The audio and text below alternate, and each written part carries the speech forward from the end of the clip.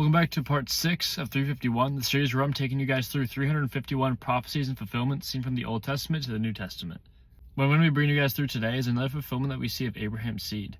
What we just covered in Genesis 12:3 was that through Abraham's seed all nations were going to be blessed, and this fulfillment today comes from Genesis 12:7, which reads, "Then the Lord appeared to Abram and said, 'To your offspring I will give this land.' So he built there an altar to the Lord, who had appeared to him." Originally, Abraham's offspring were just the people of Israel, the Jews, who were God's people at the time, but now all nations are going to be blessed through Abraham. It's not just the Jews, but now it's also the Gentiles as well.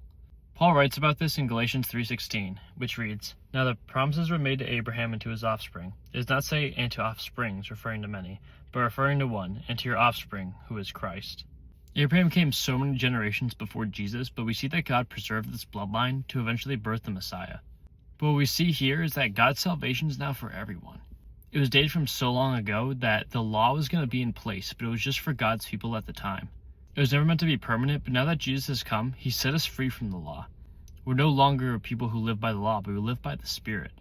We're all part of one offspring now, and the children of God are not just everyone, but those who put their trust in Jesus.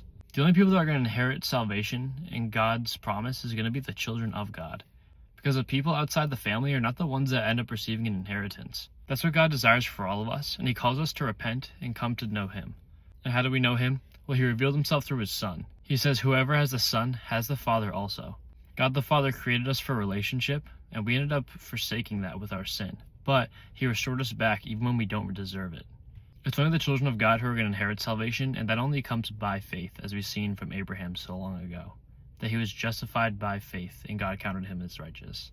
So where does your faith lie? We all are God's creation, but we're not all children of God until your trust is in Jesus. Come to inherit salvation today. He is the way, the truth, the life, and no one comes to the Father except through him. But we rejoice because God has given us a way to be restored to him. God bless you all. Have a wonderful day.